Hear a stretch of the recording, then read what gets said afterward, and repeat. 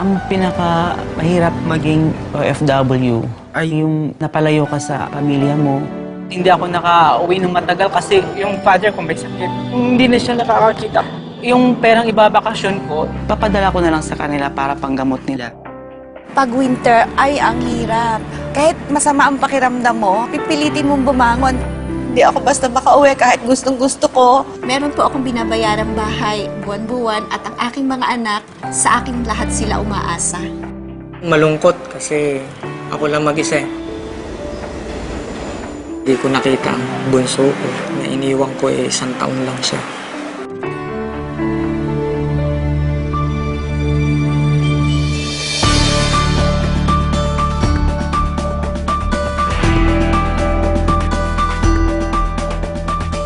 Very shocked talaga ako. Nakita ko yung email na yun. Tapos it's amazing. I still couldn't believe it. Ay, hindi ako magkaintindihan kung anong gagawin ko. Makikita ko ng pamilya ko.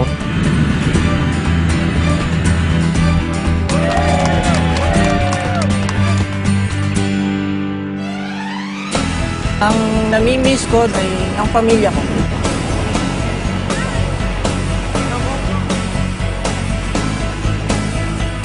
Yung pinaka-miss ko sa Pilipinas ay yung pag-celebrate natin ng Pasko.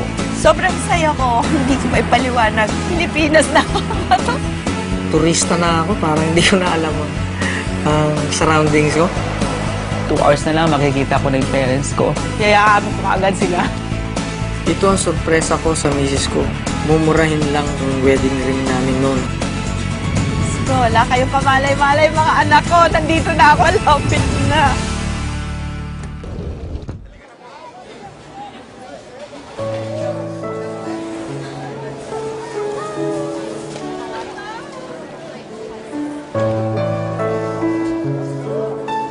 Walang araw mawawala ng paningin niya.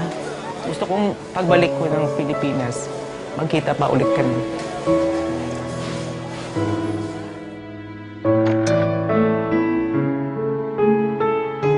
Gusto ko na mayakap pa aking mga anak at apo.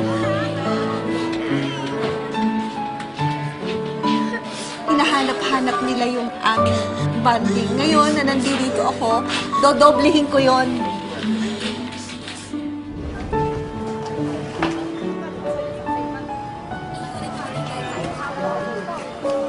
Nung umalis ako, yung bunso ko, 1 year old.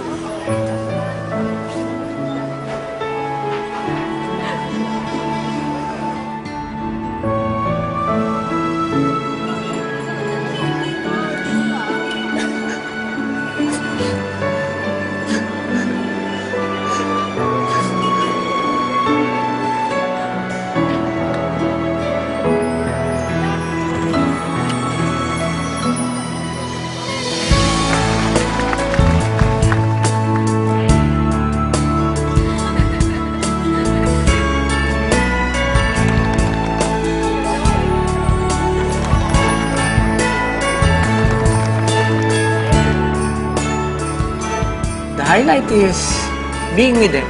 It's no longer a dream na. It made Christmas meaningful. At last nabuo kami. Masayang-masaya ako. This is a perfect gift for Christmas talaga. I'm Joey Doble. Ako si Leonie Villanueva. Ako si Jo Marie Balion. Ito yung happiest moment in my life.